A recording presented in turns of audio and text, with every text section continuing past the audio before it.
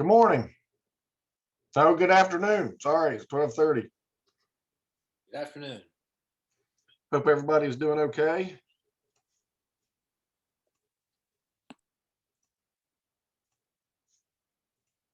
Get everything cleaned up here and get going.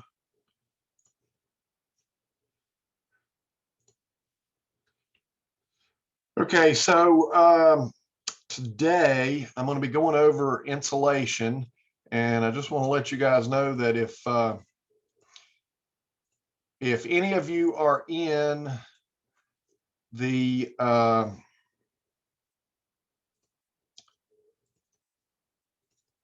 green building class, the SST 140 green building and design, unfortunately, I'm going to be going over some things that I went over in there. I do believe. Want to make sure. Yes. So we went over insulation and building envelope early on, and that is something that we're going to be covering in this class, since not everybody in that class or in this class is in the green building. So if you know, it's up to you. If you want to hang out, fine. If you know, if you've already heard this song and dance before and you wish to bow out, you are certainly welcome to do that. I don't want to bore you guys to death talking about the same thing, but I've got a number of students in this class that have not had the insulation part of it yet. So I looked over roofing, and in the quiz there, I see one thing that a lot of folks are missing, and I want to explain that right quick. So when you're doing roofing, and you got these little bit, this is a screw, but I don't have a nail in my hand. You got these little bitty roofing nails. So when you hold them like this and you're trying to start them, you're going to hit that thumb right there sideways. All right. Because a lot of times those nails, well, in my case, I got a big old fat thumb. My thumb is wider than the nail is long. So when I hit this thing, I'm going to end up bending my thumb there. And you probably can't see it, but I have hit my thumb so many times that I actually have a permanent scar on my thumbnail where it grows. So how to hold a nail.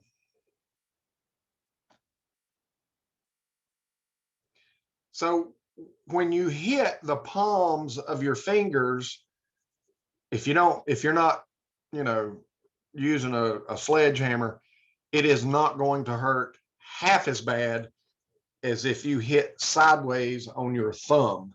All right. So if you're hitting sideways on your thumb, that will make a grown man cry.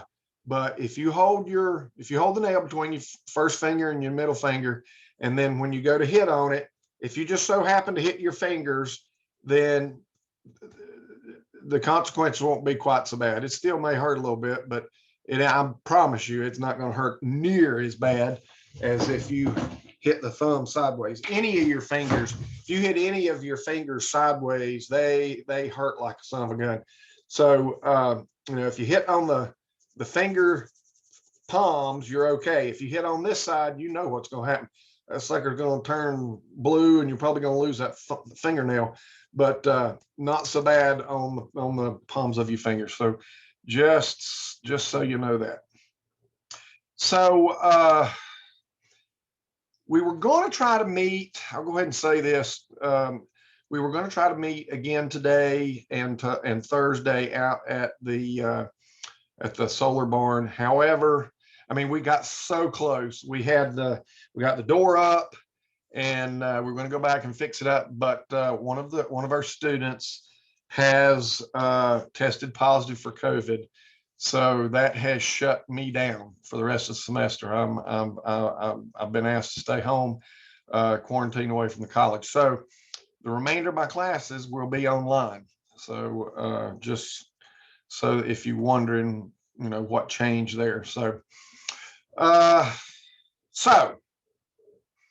I don't think anybody else from that class, as far as I know, have nobody else has contracted COVID. I know a couple of students told me that they were tested and they come back negative. I've had both my shots and everything and have no symptoms, knock on wood, as of yet. So, all right, so let's move forward and talk about, let me make sure, yeah, I'm recording. Okay, so I want to get started on insulation. So insulation is basically, it's a resistance against the flow of heat. And so let's talk about the U factor, R value type thing here for just a second.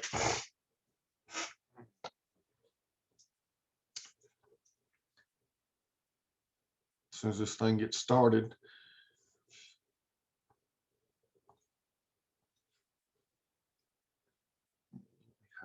This. Okay. So let's say that we have a piece of material. We'll say a 2x4. All right. So we have a 2x4 here, and we've got a heat source over here. All right. And this heat source is giving out waves of energy. And when we got something to the side like this, we call that radiation. And that can be very easily determined by the simple lighter. So I've got a lighter. And if I put my hand to the side of it, then I can feel a little bit of heat coming off of this thing. All right. And that is radiation. That is direct flow of energy. And, we have that in the sun. So the sun's shining up here real bright. We've got our little car down here. And, especially if it's black car, oh my gosh, we'll put the old station wagon in here. And, this thing is coming down through here. And buddy, she is just getting hot as she can be because of this direct radiation that's coming off of the sun. We get it off of fire, we get it off the sun, we get it off of anything hot.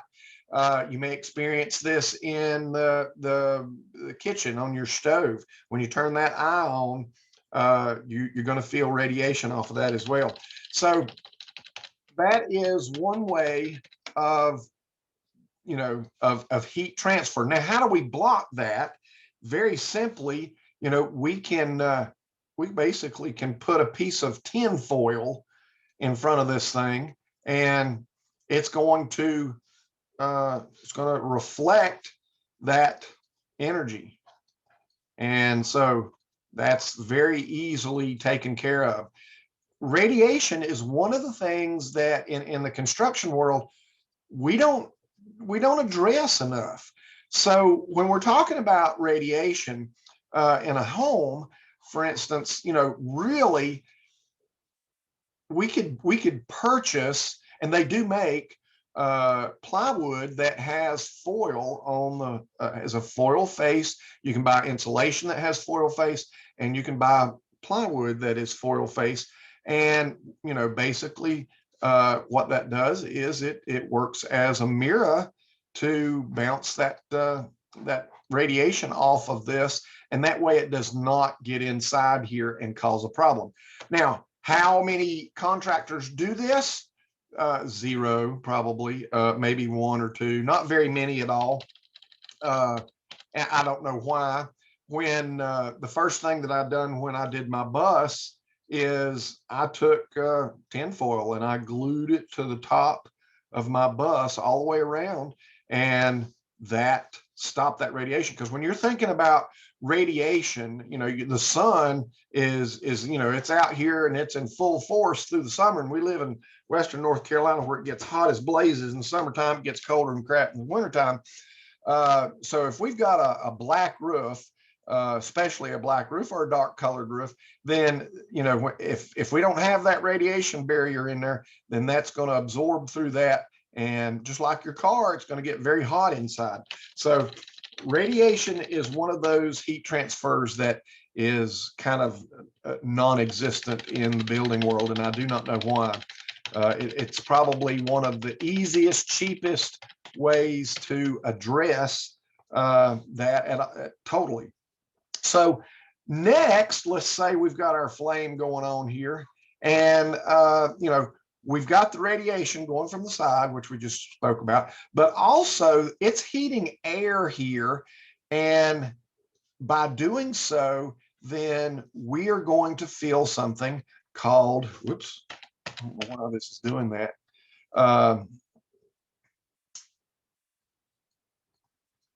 Convection. Here I go back to can't spell him again.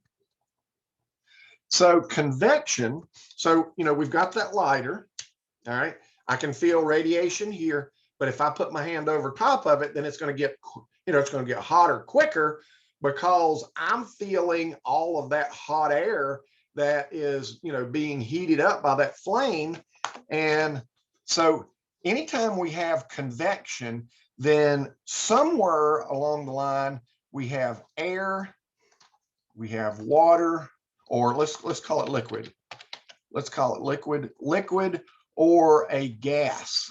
All right, so this is transfer of heat through air, liquid, or gas. Now, when we're thinking about a house over here, so which one of those, hopefully we're not having to deal with water or gas, maybe some gas, but should have just done this to begin with. So we've got our house, and one of the things here, we've got that old sun up here just getting really super hot, and we've got that dark roof on there, and she's getting really hot. And what happens here is our ceiling, and we have insulation here in our ceiling. What happens is, you know, we get this roof here gets super hot, and then we're heating the air inside here, and that air is going to be moving around and transferring heat down here to this surface here. Now, one of the ways that we can combat the, you know, this air in here is that we have a soffit vent down here on the bottom, and we have a ridge vent up here on the top, and, you know, we just use physics. So we're going to pull cold air into the attic like this, and it's going to get warm along the way, and then it's going to escape across the top. Now, by this constant changing over and over and over and over keeps this relatively cooler. It's still hotter than blazes in there, but relatively cooler, so that this insulation here can do its job even better. Now, a batt insulation, and I'll talk about that a little bit more here in a minute. A batt insulation is made up of basically just very thin pieces of glass. Now, we know that if I were to take my lighter and put it up against the glass, and I put my hand on the other side of it, it's going to get hot. So glass is a conductor of heat. So why do we use it for insulation? Well, what it does is it holds little air pockets in here. And this air does not change over quite so much. And this is what allows for, you know, for us to combat the convection of movement of air in here, because all of this area in here is relatively still. Now, it's still like a filter. If we blow on it really hard, the wind blows really hard, it's going to you know, it's going to change out. But for the most part, we are stopping, you know, semi-stopping airflow in this portion of the insulation, so that whatever, you know, hot we have here does not you know, does not penetrate this and, you know, mess up with our air conditioner and so forth. So let's go on to the last one. So the last one is conduction. So conduction is the transfer of heat through a solid. So let's put that up there, solid. So, yeah, gummit, will you stop doing that? Solid. So let's think about this. So we have a metal rod here, and we're going to put some fire under it, and it's going to get hot, and it's going to slowly run the end of this. So this, this here might be 500 degrees. I don't know, I'm guessing. And then somewhere down here, it's going to be about 250, 100, and then it's going to be what, room temperature down here. Unless, there's water or anything, if it's just out in the air, this is going to be equal to the room temperature here. So anyway, heat moves towards cold.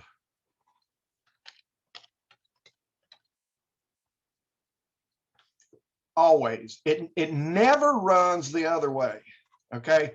Cold does not overpower heat. Heat moves to cold.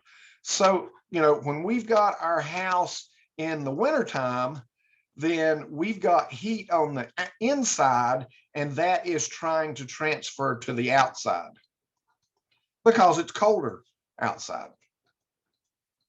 In the summertime,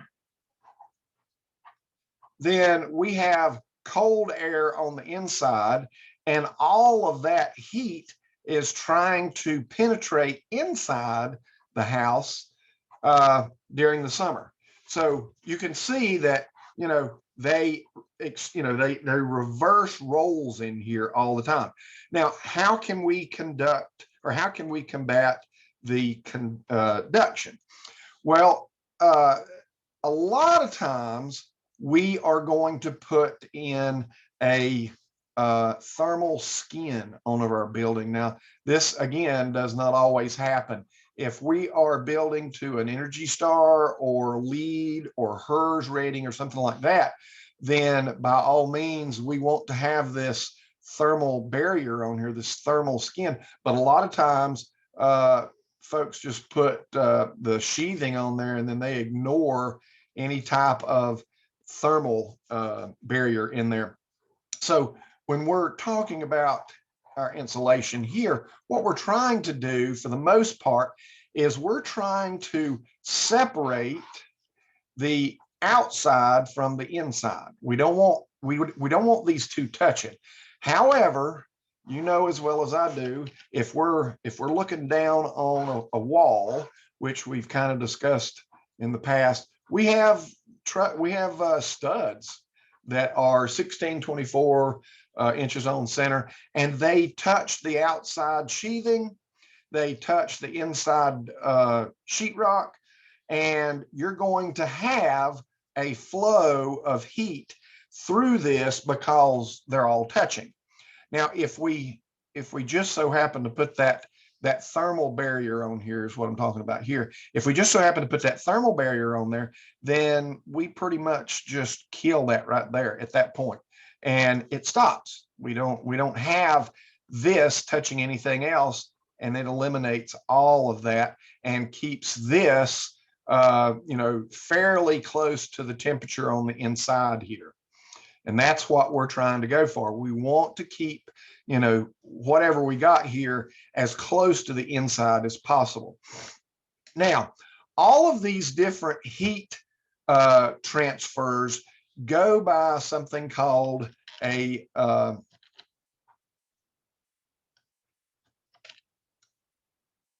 I can do this without a U factor. So what the heck is a U factor?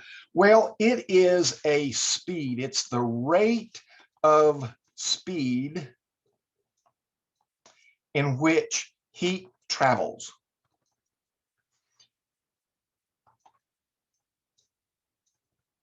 So let's think about this for a second.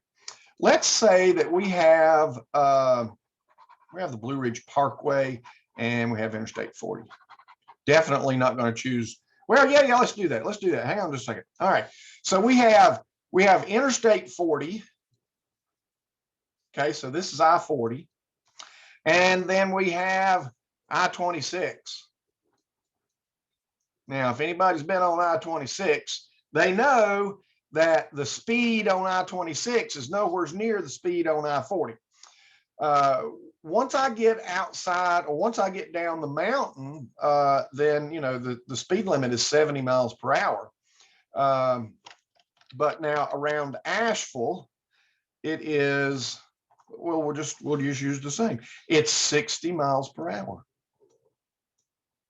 All right. And what's the speed limit on I-26? 60 miles per hour. All right. Now, what's my point? My point is, when you can get on Interstate 40 here, you can go 60 miles an hour plus. Okay. So when I get on the Interstate 40 in Asheville, I get on Interstate at exit 50B. I immediately turn my speedometer on 70 miles per hour and I take off. So really, I'm doing 70 miles an hour. All right. But when I get on 26, what am I doing? 30, 20, 10, 0, 10, 30. I mean, it is so crazy on here because of traffic, because everybody from South Carolina is coming to Asheville. Everybody in Asheville is trying to go to South Carolina, and the construction. There's no way in the world that you can do 60 miles an hour on I-26. And this has been going on for 20 years or plus. So let's think of these two highways as a U factor. So the U factor is the rate of speed. So if it's higher, okay, so if I'm doing 70, I'm going to change this over to 0.7, and I'm going to change this, and we'll just use 30 here, and I'm going to change this over to 0.3. All right, so that means that I can do a lot faster on Interstate 40 than I can on Interstate 26. So on Interstate 40, let's say that this is metal. All right, metal is a conductor. Anything that is a conductor of electricity is also a conductor of heat. So just so you know that. Now, on I-26, let's say that this is foam. All right, so we have foam. So we have a U factor of 0.3 and we have a U factor of 0.7. Now, we combat the U factor with the R value. And the R value is a reciprocal of the U factor, meaning that R is equal to 1 over U, and U is equal to 1 over R. So let's pull out the old mathematician here and take a look at what we got going on here. So we have Interstate 40 is 0.7. So 1 divided by 0.7 equals 1.428. And then we're going to say 1 divided by 0.3 is 3.333. Now, these are R values. All right, so the R value on Interstate 40 here, which is the metal, is very low. We're not going to have any resistance here. The higher the R value, the more resistance we get. Okay, so over here, we have a little bit more resistance. We have 3 times as much resistance almost.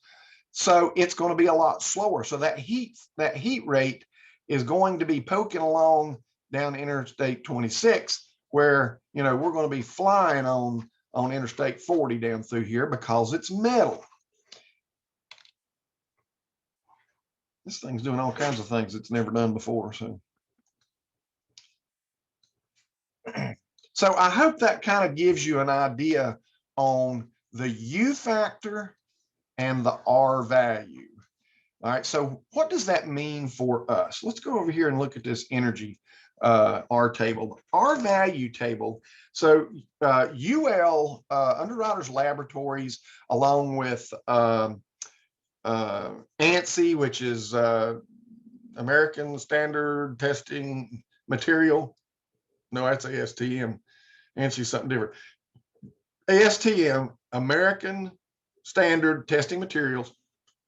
So they take these materials and they put forth an R value test. It's basically, doing the using the BTUs and how many. So a BTU is the amount of power or the amount of heat to raise 1 pound of water 1 degree. Okay, so if we have a barrier of 3.5 inches of fiber glass insulation, and how much energy do we need to do that with to raise 1 BTU, then we have a factor in which we can utilize our R values here.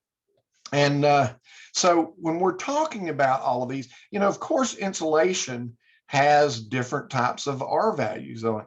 But did you know that everything else does too? Even a concrete block, it's very low, a face brick, it's very low, but there is a little bit of resistance in there. And so all of this adds up over time, and we can count this. So what I'm going to do is I'm going to show you a little bit about this. I'm not going to really require, let's see, let me check just to make sure. Maybe, I don't want to lie to you. If there is, then I need to go over it. Measure even something else I need to talk about there.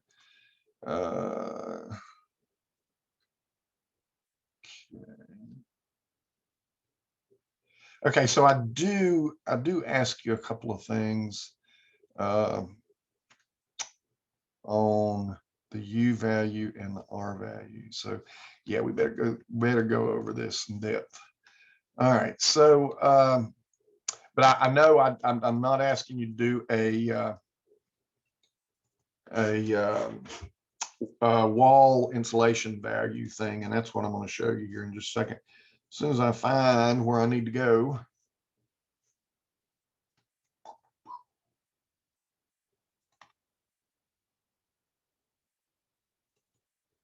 If any of you have had building science, you have went through this, and I don't think any of you, maybe Alex, I know Alex has, I can't remember if anybody else has. Let's see, where is it?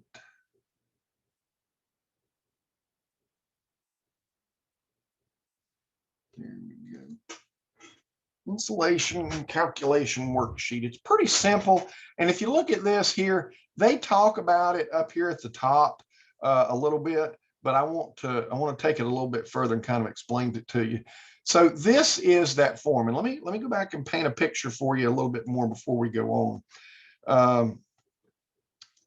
All right, so when we are looking at a wall, we're looking down on a wall.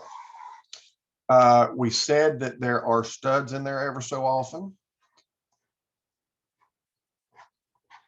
Most of the time, we're going to have sheetrock on the inside. We're going to have some sheathing on the outside, and we even may have a thermal skin on there. In this case, I'm going to go ahead and talk about the thermals. Actually, I take that back. I'm going to erase the thermal skin, and we're going to show you what difference a thermal skin makes. All right, so here's the thermal skin. And then on the outside of that, we're just going to have siding. So we've got siding, and we have the thermal skin, we have sheathing, we got studs, we've got insulation in between the studs and the cavity, all the way both sides. All right, I'm getting sloppy here, forgive me. And then I've got the drywall on the inside.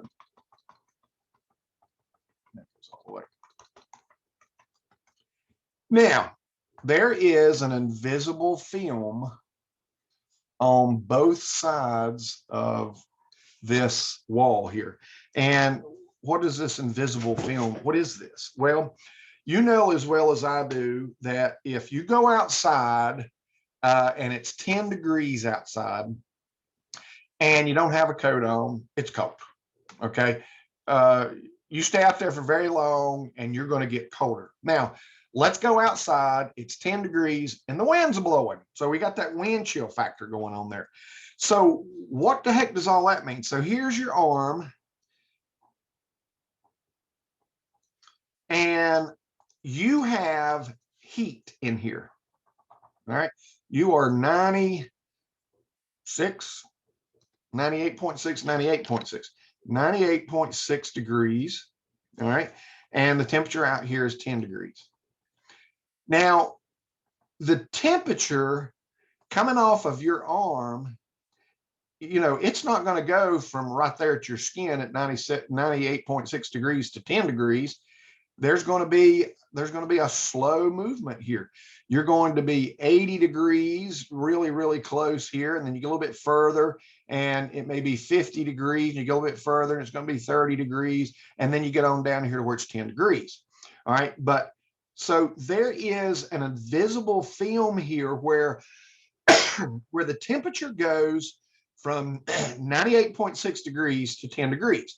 And that is what this air film here is on the inside and on the outside. And they are given an R value. So if we go all the way down here at the bottom, we have right here air films, and in the summer and the winter. Now, most of the time we calculate the winter.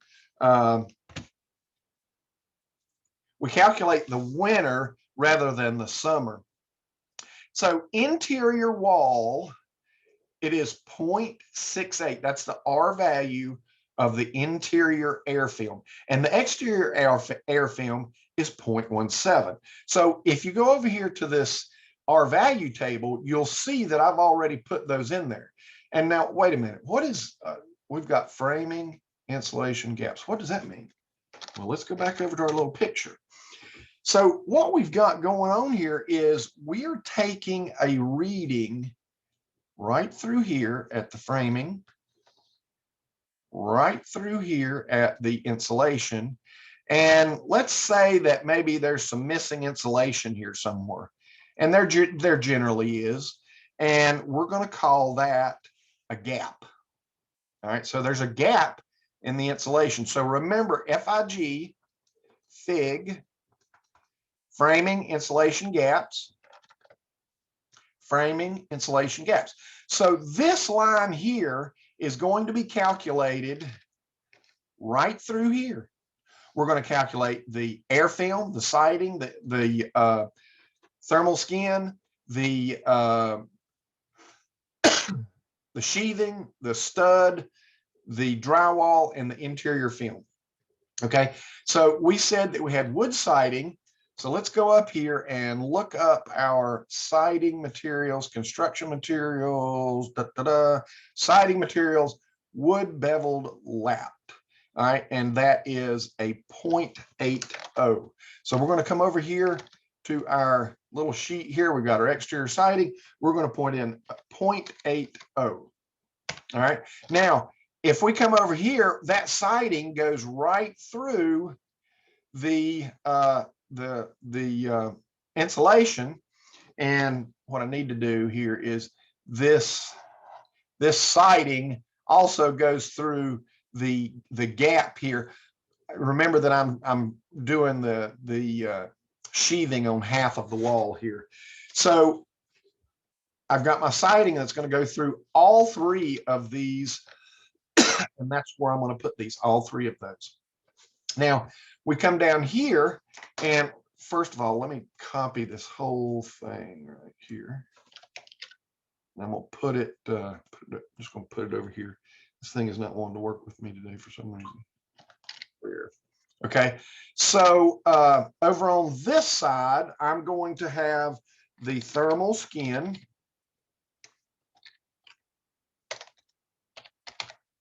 And over here, I'm not going to have any thermal skin.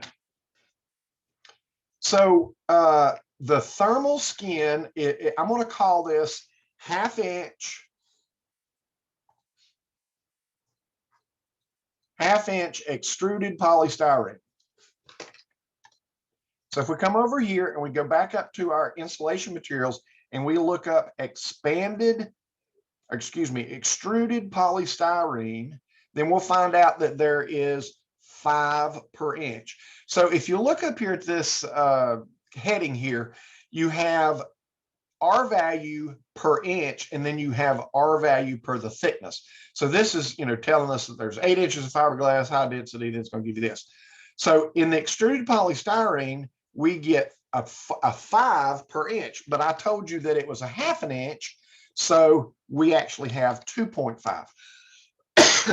A 1/2 inch is going to be half of 5. So we've got 2.5 all the way through there. Here we don't have it. We're going to put in 0. We also have 1/2 inch plywood sheathing on this, and that is here, and that goes all the way through the entire thing here. So we come back over to our little sheet here. We're going to look up sheathing materials, 1/2 inch plywood, and it is a 0.63. So right here in the sheathing, I'm going to put 0.63. Now, does it go through all of those? Yes, it does, because we just said that the sheathing goes through all 3 of these lines here, the framing, the insulation, and the gaps. Now we're down here to the cavity. And in the cavity is where everything changes. Right here, we're going to have a 2x4. Right here, we're going to have full insulation. And right here, we're going to be kind of weak. We're going to be less insulation. So let's say that we have an R. Well, let's see. Let me go over here. We have 3.5 inches of bad insulation, which is an R11. So we'll say that it is an R11 for the insulation. Really, it would be 13, but we're going to count it as an R11. All right. So the wall cavity, the framing in the wall cavity is a 2x4. So let's go down here to our 2x4. All right. This is counting on the 3.5 inch side. And we have 4.38. So right here, we're going to say 4.38. And we have 4.38 here as well. Remember that this is the side with no thermal skin, and this is the side with a thermal skin. What difference does it make? And then we have the gaps over here. So the gaps are going to be less than the full amount of insulation. I'm going to guess here, and I'm going to give it an 8. All right. And when you get into the building science class, I will explain to you in greater detail on how we get that. But for now, just take my word for it. We'll spend all day here doing this, and I just want to give you an overview of what this is. So let's talk about the interior finish. So the interior finish we said was 1/2 inch gypboard or drywall or sheetrock, however you want to call it. And so we're going to go down here to the finished materials, interior finished materials, gypboard, 1/2 inch drywall, and that is a 0.45. So I'm going to go in here and I'm going to put in 0.45. Now, that interior finish goes through all 3 of these components here on both of them. So I'm going to put them in here. Now, let's look at something here. I have a thermal skin on this, on half of this. All right. So there's a thermal skin on half of this wall. I don't know why this thing does this sometimes. All right. So we have the skin on this side, and we have no skin. We have no skin on this side. And what difference does it make? So look at our numbers here. So in the framing, we have an R value of 9.61 through the framing. The insulation is a total of 16.23, and the gaps are a total of 13.23. Without that little skin, that thermal skin in there, look how much lower these are. All right, terribly, terribly low. Now, down here, we're going to figure out a certain amount of area, but for all intents and purposes, I'm just going to give it a 1 for right now. All right, so what this is doing is I need to say, okay, so if we're framing at 16 inches on center, we generally have somewhere around 15% framing. And gaps, dear God, I hope they're no more than 5. We're going to use worst case scenario and say 5. All right, so I'm going to do this on both of them. 15% framing, 5% gaps. Now this is a total. This is all of these numbers here that have been given a weight. All right, so when we look at this drawing here, there is a lot more area here in the insulation than there is here for the framing or here for the gaps.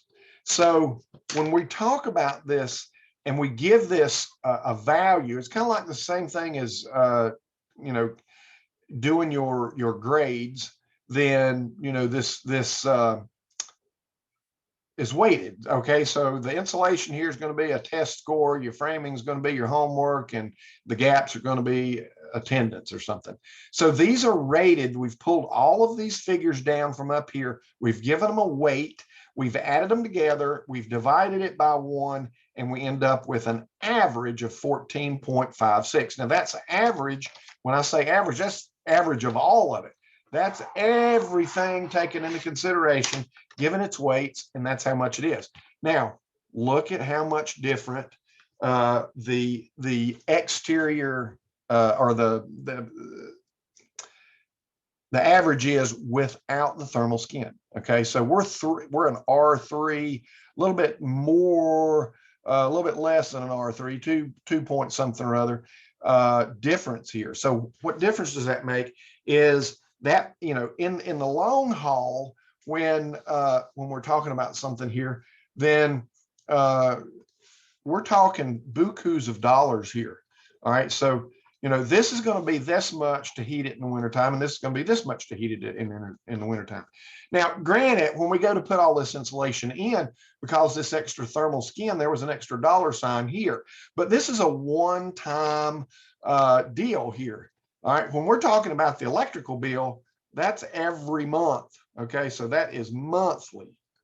So, you know, we're going to spend bukus of money again and again and again and again and again and again, where we could have spent a little bit more on the first time, and then we have a lower energy bill later. And this works both ways. This works in the summertime and in the wintertime. So, you know, the more insulation you got, the better in the long run you're going to be as far as that thermal skin is concerned, or even down here when we're talking about the wall cavity. So let's talk about what is required in the state. And I was educated a little bit on that not too long ago, because I was under the influence that, well, the building inspector is what's telling me was what's driving my, you know, he's telling me, yep, it's got to be this, when it really didn't have to be that. So let's go down here to the building planning. And let's find insulation.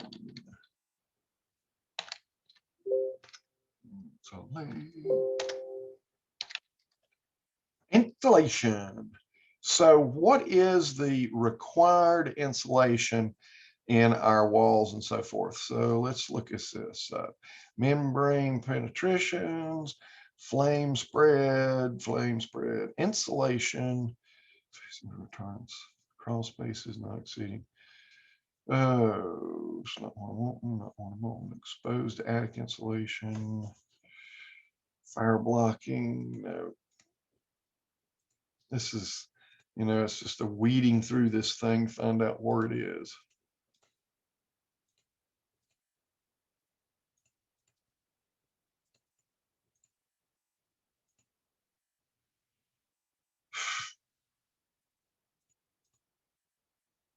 Foam plastics.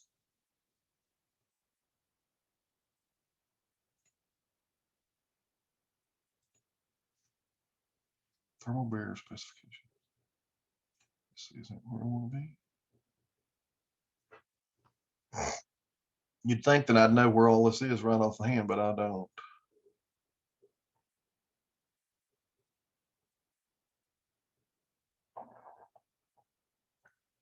Well, let me look up our value.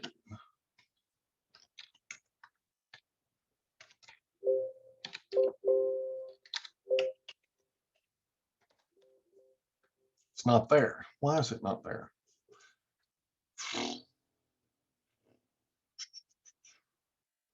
How else can I put this? There's got to be a table on this thing. I know there is. Let me try insulation again.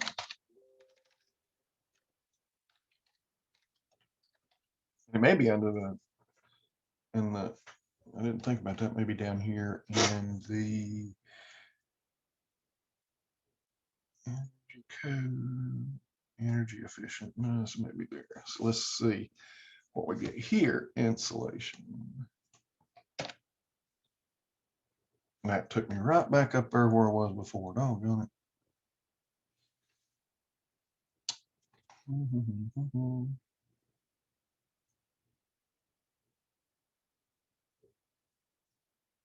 Now I can't find it.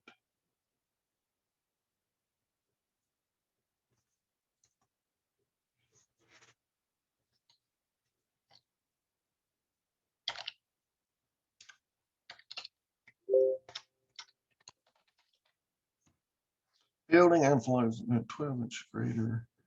It talks about it 100.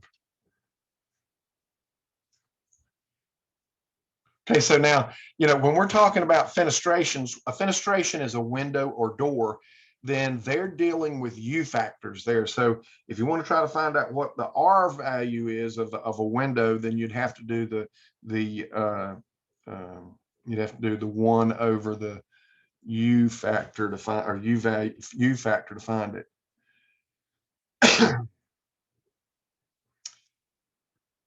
And we're still talking about fenestrations.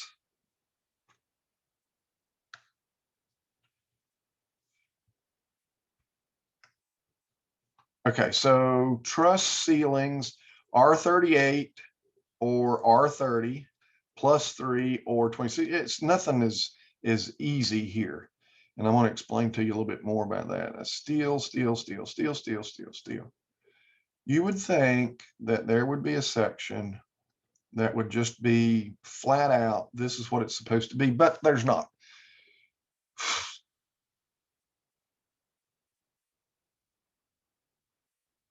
Framed cavity walls, knee walls, fenestrations, sunrooms, building thermal, air barrier inspection.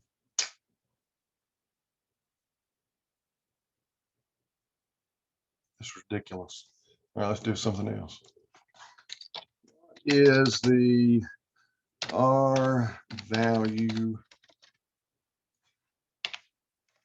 of walls in North Carolina? The prospective R value for new homes, 2018 code are as followed. R19 on the floors. Let me just pull this up. R19 on the floor system, R15 on exterior walls, and R38 on the ceilings or attics. Okay, so there is some wordage, and I was trying to find that so that the wordage, let me see if it just tells you here. Code value, it doesn't even tell me what section it come out of. So this is also talking about Wake County, which is an R, a 4A zone.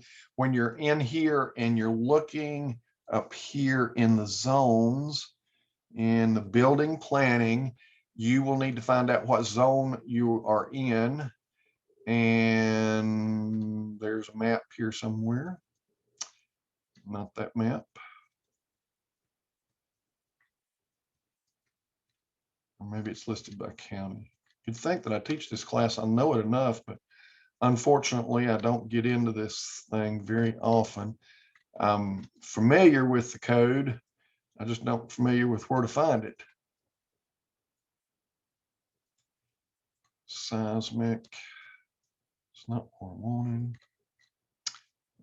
I'm wasting time.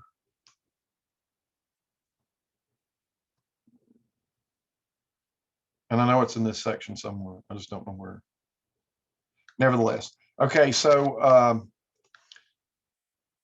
R19 on the floor system, garage ceiling. Garage ceilings do not have to have insulation. If it is an attached garage or unattached garage, the garage ceilings do not have to have an R, do not have to have insulation at all. They're considered a barn. So R19 on the floors, R15 on the ceilings, on the walls, and an R38 on the attic. So I want to clarify this a little bit more. Okay. All right, so let's talk about the floors. And that is absolutely, totally correct. Floors in North Carolina have to be an R19. Now, it doesn't mean it has to be bad insulation. It can be foam, it can be sprayed in, it can be cellulose, it can be any number of things, but the R value must equal an R19. In the walls, so in the walls, they tend to like to see, and the wording used to be this way and it has changed. It used to say, and that's the reason I'm saying this, is because I want you to understand this. The cavity is an R13 plus 2, meaning that on the outside here, they want us to have a plus 2, which is actually now 2.5, but for all intents and purposes, I want you to know that it's 2. It is 2.5 now. So that means that that's talking about that thermal skin that I just talked about. All right, so they're wanting you to put separate an R13 in the cavity and a 2.5 for the thermal skin on the outside of it.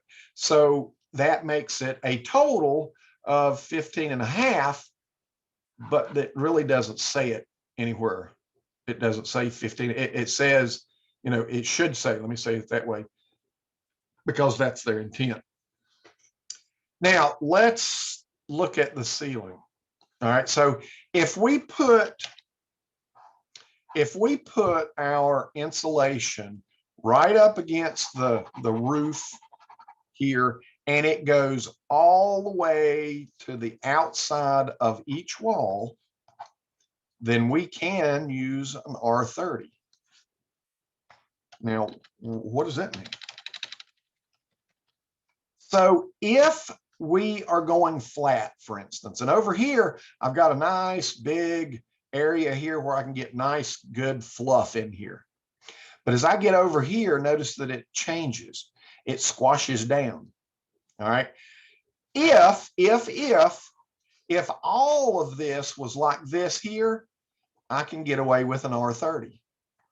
But if it squishes down at all, and we cannot have an R30 all the way across the entire ceiling, then it has to be an R38.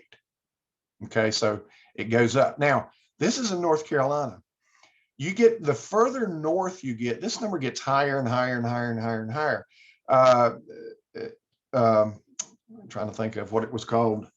Algonquin Park in Canada, which is just north of Toronto, it's an R60. That's quite a bit there. So, you know, that can go way on up. And, you know, this is something, you know, when you're talking about the roof, it's a bigger number. Why? Well, because that's where heat goes. Heat is being pushed up all the time by cold air. And then, so we need to be able, you know, it's kind of like your mama telling you to put your toboggan on. Don't go outside with your bare head, put your toboggan on so you don't get sick. And that is how this works. So for the test questions, the floor is an R19. Put these in your notes. Your walls are an R13 plus 2, and I'm going to put half because I may change that question here in a minute, because it is 2.5 now, but when I wrote the quiz, it was 2. And then the ceiling needs to be an R30 or an R38. And what makes the difference? If we can maintain an R30 all the way to the outside of the wall, then we can go with R30. If we can't, and we you know, we're smushing this down here and losing it, then we have to go with an R38. So make sure that you read those questions very, very carefully because they can be a little bit tricky. with that note, let's talk about something else. Come on. So we got our little house here. And over here we have an attached garage.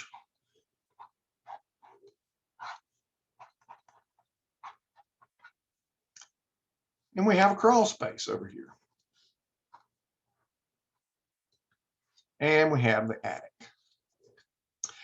So we have an air conditioner running in here. This is air conditioned. This is a conditioned space. Anytime that we have a climate control system in somewhere, it is conditioned.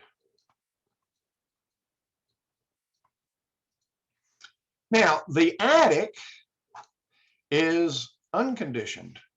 The crawl space is unconditioned or semi-conditioned.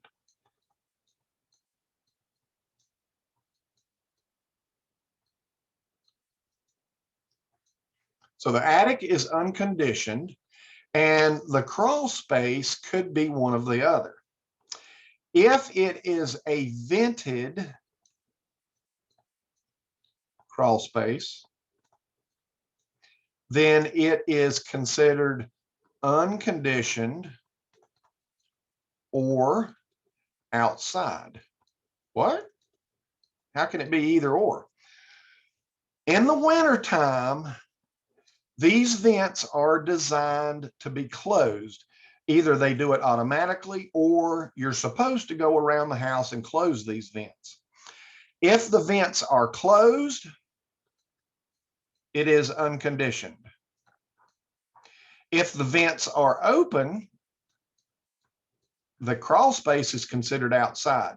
Keep that in thought because that can cause some problems.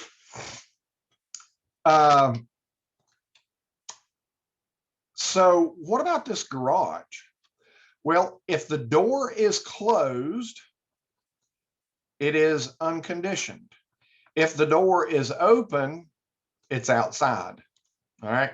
So the crawl space and the garage are considered 2 in 1. All right. So if we're vented, if that door is open, she's outside.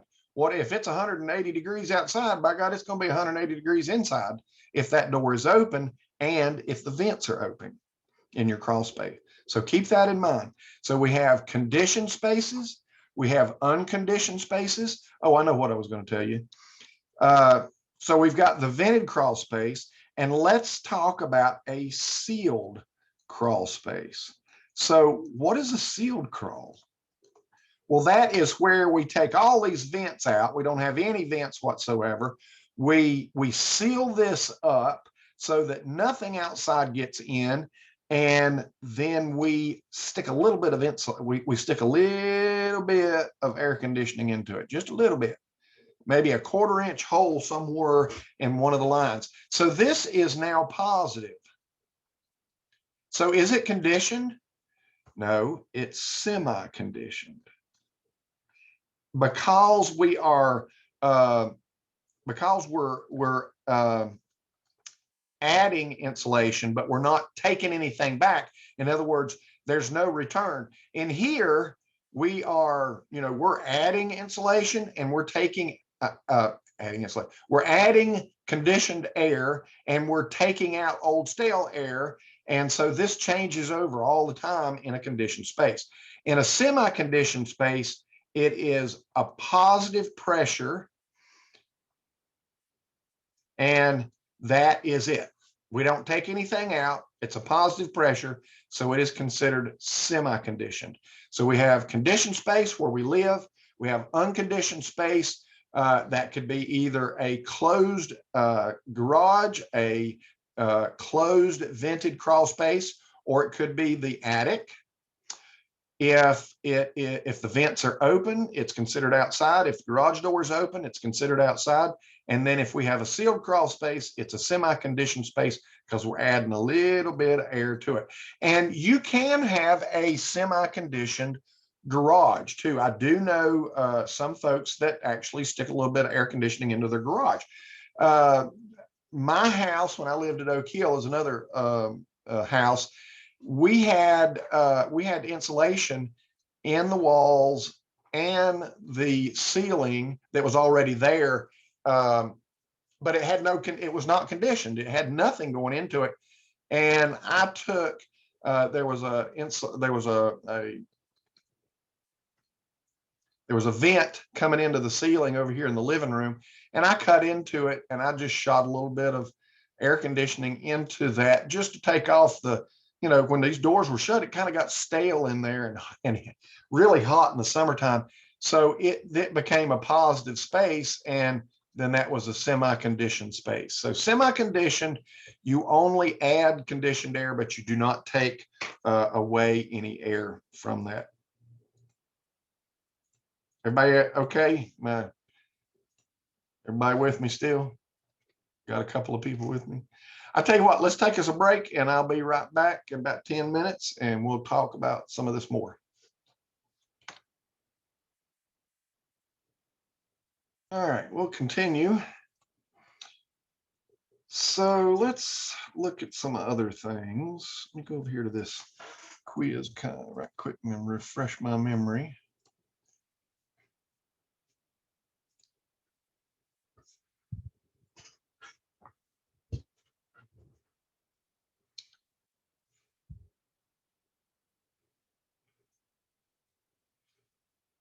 Okay, so question number 21, let me just go ahead and say this. What is the R value of 6 inches of polyisocyanurate if using 1-inch boards? So when you're over here, you will notice that polyisocyanurate right here, foil faced, it's weird. And I don't know why they do it this way. So I want you to ignore this. Ignore that one totally and completely. And come right down here to foil faced polyisocyanurate 1-inch boards and use 7.2 on that. I don't know, like I say again, I don't know why they do this kind of kooky here. Polyisocyanurate will actually decrease from 7.2 when it's first made to a little less, and but not anywhere near 5 or 5.6. What is that? Shrimp? Cold. I'm gonna let you have it. Oh, cool, thank you. And then there's fries and Parmesan green beans. Cool. My son just brought me cold lunch, leftovers from last night, I'm sure, because he goes sees his girlfriend at Applebee's every night. Okay, so let's go back over to the quiz. Okay, so yeah. So let's talk about thermal bypasses. Thermal bypass, not valve, just thermal bypass. And open up some images here. And we're still going to get the dang valve. I don't want the valve.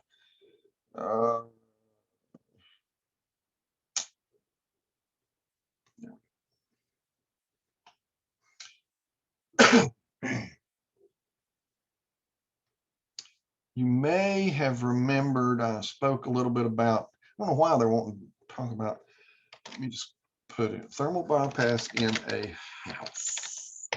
Maybe that'll get away from the valves. It's still got the valves. Still not what I'm wanting here. Okay, so let's think about the thermal image here. And so in this thermal image, you can see where maybe they're missing some insulation here or something. And we've got some bypasses going on here.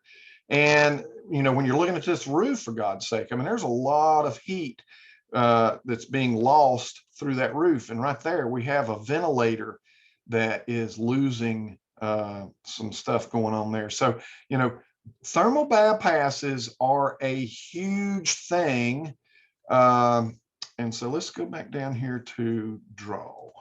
And so when we're looking down on a corner of a wall here, and we spoke when we walked through the Walker Hall, the 43 Fernyhurst Way, we had those corners that were solid. We had a lot of I don't know why this thing wants to do that.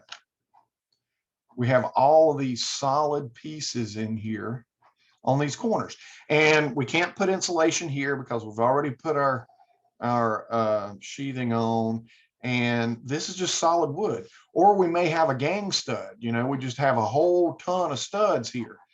Well, this is what is known as a bypass, a thermal bypass. We've got a whole bunch of insulation over here, but we're allowing heat to move through these wood pieces here or lose heat. So we talk about heat gain and heat loss in this. And, this becomes a huge problem because we have so much wood that's going on here. Well, it goes back to that T. Remember that when we have a T, got a wall here, we've got an exterior wall and partition going on here. And, we've done the T the old school way. Nope, not that way. Sorry. This way. And then, there's no insulation in here. No insulation in there. So then again, we have a thermal bypass that allows for heat to transfer in and out through that wall. So that is a bypass. Okay, so not to be confused with a thermal bridge. So let's talk about a thermal bridge. Pretty much the same differences. Let's look at that block. You remember when we were laying block, and the block looks similar to this. And we're going to pour this with perlite. This is a type of insulation. I'm going to talk about the different types of insulation here in just a minute. So perlite is a mineral, a very light mineral that has some insulation properties. We're going to fill these cavities full. And do you think heat really cares about that? Nope. They're going to go right around this thing and right out. All right. So when we're talking about trying to do this block wall, if you've tried to fill those cavities, you've just thrown money into the fire. I mean, it's worthless. You've done nothing to help yourself whatsoever because of this thermal bridge. So these are a concrete block is full of thermal bridges. So a bridge allows heat to transfer across and around places that might, be otherwise insulated. So how do we stop that? Well, we go with that thermal skin. We put a solid thermal skin, and this can be accomplished on both sides. And basically that just eliminates this. Actually, it eliminates all of this because we're going to stop it at this point. And we're going to take this bridge completely out because we've stopped the heat flow way out here. So in the summertime, we're stopping the heat flow from coming in, and in the wintertime, we're stopping the heat flow from going out by putting a layer on the inside. So that's the difference in a thermal bridge and a thermal bypass. So a thermal bridge is a means of heat to transfer that is already made into the material. Nothing that we can do anything about other than putting a thermal skin on it. A bypass is kind of a crappy way of doing something, and the heat bypasses around what you've tried to fix for whatever reason, so that it escapes, or we gain the heat in there. So keep that in mind.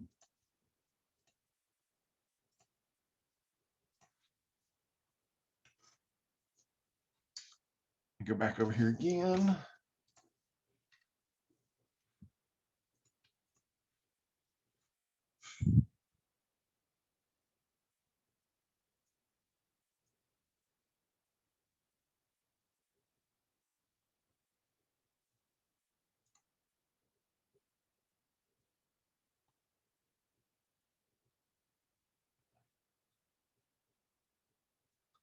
Okay, so let me go back to this. All right, so these were again called thermal bridges, but when we put this thermal skin on there, we had a thermal break. Okay, so a thermal break equals the stop of heat flow. All right, so when we put these two pieces on here, then we had a break. So there's thermal breaks, thermal bridges, thermal bypasses.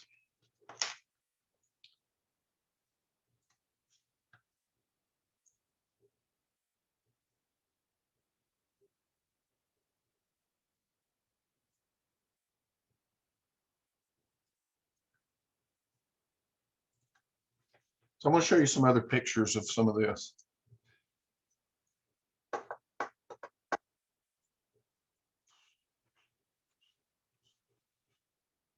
This is an old PowerPoint that I learned when I was at App State. So my professor used this and taught us out, and this thing's running really slow. Not sure why.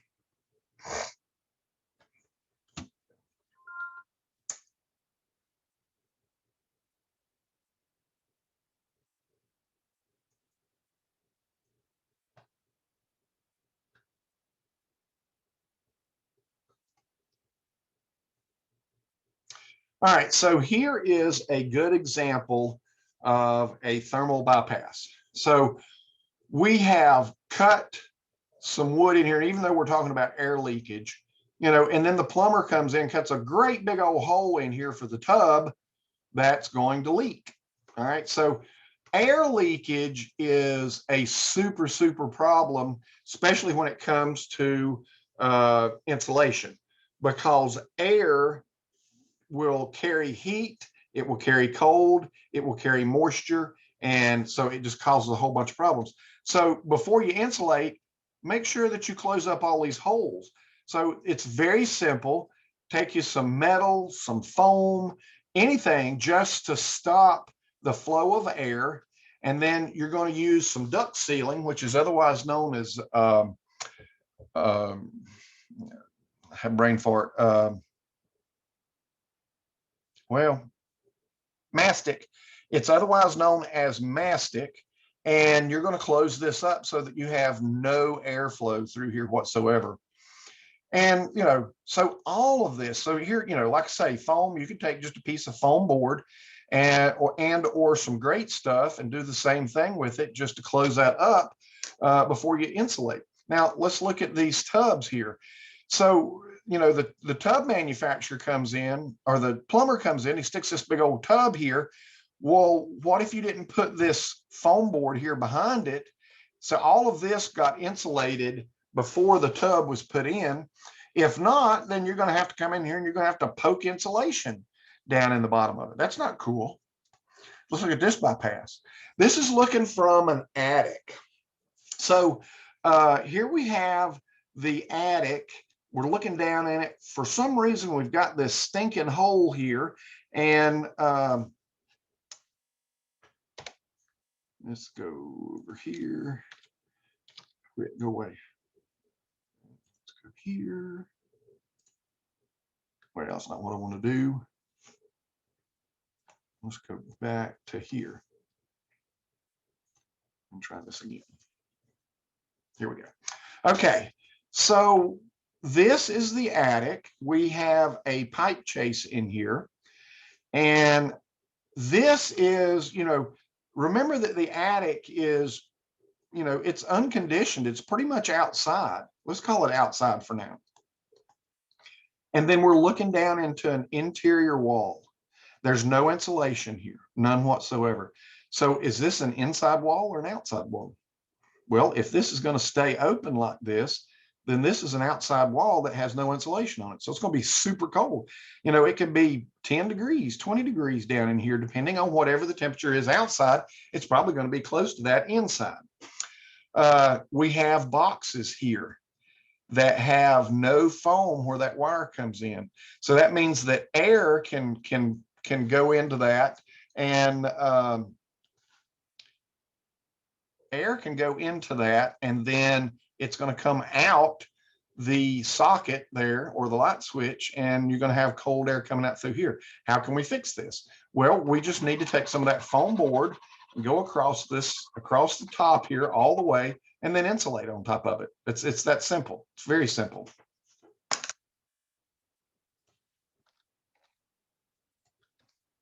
Another chase here. This chase here is where the HVAC runs down into an interior chase. Same problem. They haven't closed up this hole here, and the insulation has fallen into it, and we have, interior walls that are cold as crap. So other places where we have HVAC that go through the ceiling, that's all we got to do is put a piece of plywood around it, foam around it, close it up, insulate on top of it. We've talked about the plumbing pipe. You will see other places. We've talked about this chase. That's just a drawing of the same kind of HVAC chase. But what about the soffits, the drop soffits where we have kitchen cabinets? Again, these sometimes do not get insulated very well here. They should be covered up and insulated across the top. You don't see this very often. And so let's look at this. So we have a hole in the attic. We have this chase here. And remember that cold air is heavier than hot air. So it gets 10 degrees outside, and all of this cold air is going to filter down through your house and push all the hot air back out through this hole here. And it's just like, think of it as if it were water. Water is going to go to the lowest point, and it's going to push all the air back out. Cold air versus hot air, exactly the same thing. Recessed lights. So look at all this. You've got light, not just heat, but light coming out through this can light here. That's not good. How can we fix that? Oh, it's so sorry. Oh, leave me alone. How can we fix that? And we can do this in an existing house. We can do it in a new house. So let me, when I say that, let me go down here one more. I want you to look at the price of these boogers. So this is a non-insulated can light, $7.97. Now these are old prices, obviously. This is an insulated,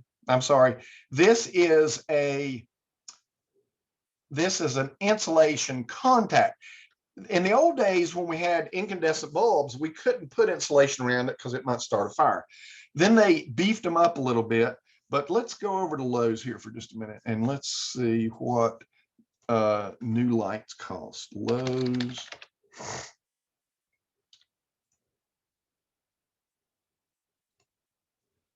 Recessed, and things have changed quite a bit, and I'm going to show you that as well. Recessed lighting, and of course I can't spell it for beans. Recessed lighting, recessed light housing. Let's look at that to start with. And yeah, so these prices are going to be quite a bit different. All right, so there's actually not as much as, so this is still insulated can light. So this is insulation contact is what IC stands for. That means that insulation can contact this, but it's still full of holes. All right, still full of holes. Now look at this. Here is an airtight insulated can light. All right, so they've taken this and they've beefed it up and they've made their own little thing around through here and made it nice and airtight and super good. All right. Not even sure that you can get a non-IC light anymore. So anyway, that gives you a difference between insulated and non-insulated can lights. Let's go back over here to this. This is the new thing. Nope, not this. Canless. All right.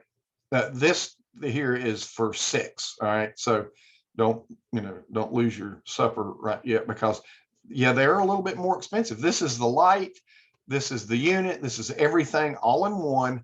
And yes, there's still a hole here, but we can go into the attic and we can insulate over top of the entire thing and we don't have a problem. Now, let's go back. What if we've already got this in our house? How can we fix that?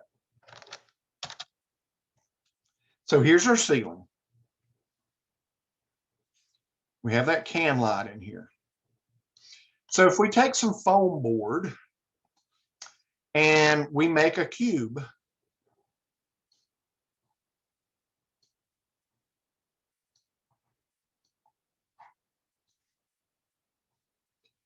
and we use some of that mastic, that duct sealant, you know, and we masked all of our joints really good. And then we're going to put a little bit of mastic down here, a little bit of mastic down here. And now we have an airtight envelope here around our can light that we're not going to lose any air. We're not going to lose any heat out of this. And that is a much cheaper way to do that because you can get a whole sheet of it for like $20. So what about a disappearing stairway? What the heck is that?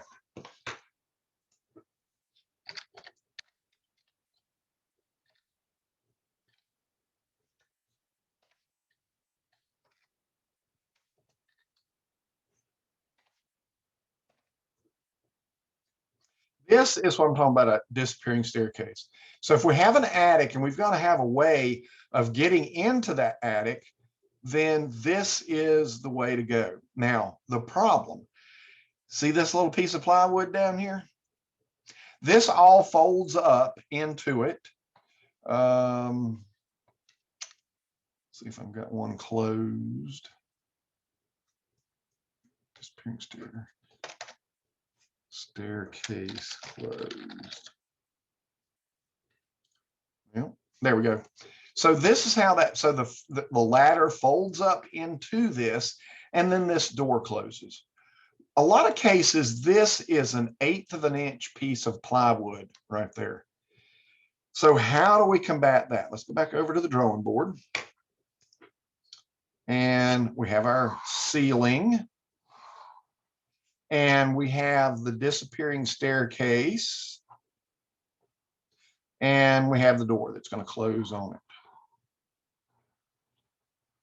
Now we have, you know, we have insulation on both sides of this, all the way around it, but we don't have any inside here. So we're going to do exactly the same thing that we did before. I'm going to use a different color this time. We're going to get us some foam board. And we're going to make us some walls all the way around it. And this is going to stay in place.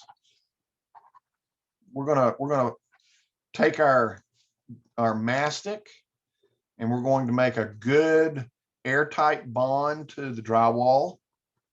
And then we're going to pull the insulation back up against this dam here. And then we're going to take some more foam core, a foam board, and we're going to make a little lid that goes down over top of it, just like that. Okay, so we're going to take this mastic again, and you know, we're going to beef this thing up, make it nice and solid all the way around. So now, so when the stairs are down and we need to go in, we're going to come up here, and then we're just going to basically just remove this, take it off, set it over to the side, go up, do our business, and then when we're done, we're going to replace it. And that's all there is to it. And it's a quick and easy thing. Now, you see these things here, they run from 150, 200, 340. So let's see how much an insulated, I don't even know if we can get an insulated.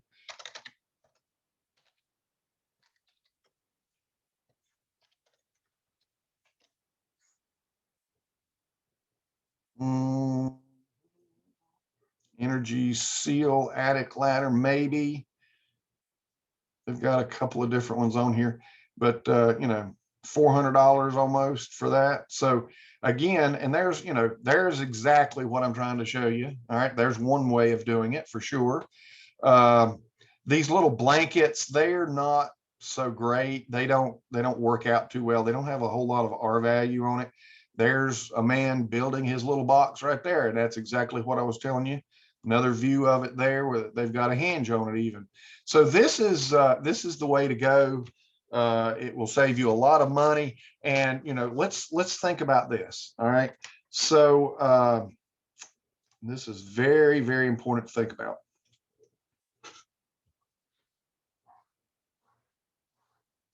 I have a tub and I'm going to fill it full of water. And the only way that I can fill it full of water is that I make sure that I put the plunger in the bottom here, right?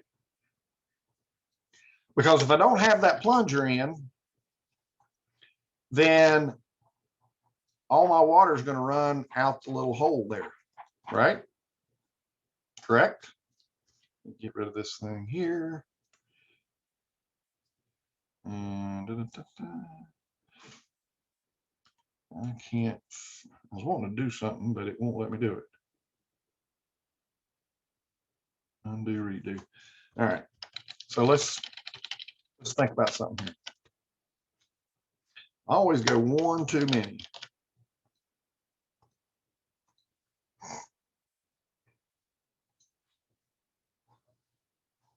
Here we have a house. And we're trying to fill it full of heat. But we have a disappearing staircase in there. So this is exactly like our tub, except in reverse. We can't fill this room full of warm air if there's a hole up here. Okay. And it doesn't have to be a hole. It can be just very, you know, one little thin piece of plywood is not going to do a dang thing for you.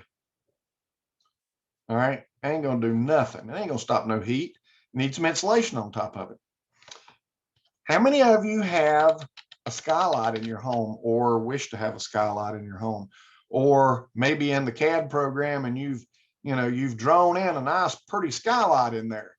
Well, you know, let's think about it. We have the best windows are going to be around a 0.33 U factor. All right, the best windows in the world, and that's including your skylight. Now, what is that? 1 divided by 0.33 equals 3.03. Now that's an R value. That's an R 3.3 right there. Bam. And what's the rest of our house here? We've got insulation all through here. Remember what it's got to be? It's got to be a 30 or a 38. And you want to put a 3.03 R skylight in that thing. What's going to happen? There goes all of our heat. All right. So if you think about it, let's think about it in a different way. We have that tub and we're going to fill that tub up with water. However, what the heck? However, down here at the bottom, we have a coffee filter over our spout. I mean, our drain. We have a coffee filter over our drain. Is that not the same difference? Pretty much. Okay, so, you know, skylights are a bad idea in a house. And I know they're pretty. You know, we thought about putting one in our bus too, but we've discussed it and we're just not going to do it. So skylights are not a cool thing in a house or anything really. Number one, they leak over time. All right, so let's see.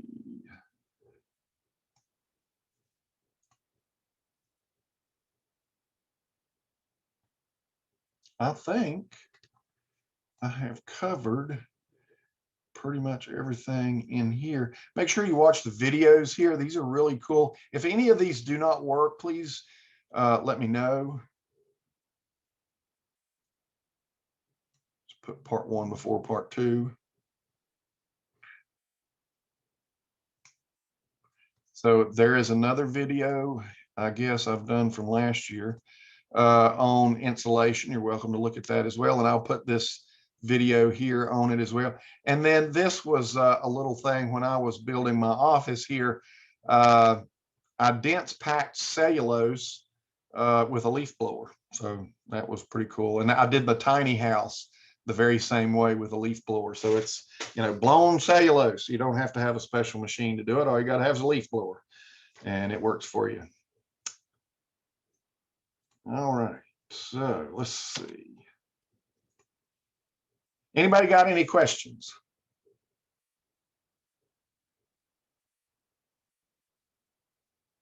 Okay, I will stop here for today and we will continue on Thursday talking about windows and doors, fenestrations. We're going to talk about fenestrations on Thursday. Any questions? If you think of anything later, send me a text and I'll be happy to answer you. Thank you. Thank you. Thank you. Bye. Bye-bye. Y'all have a good day. You too. Thanks.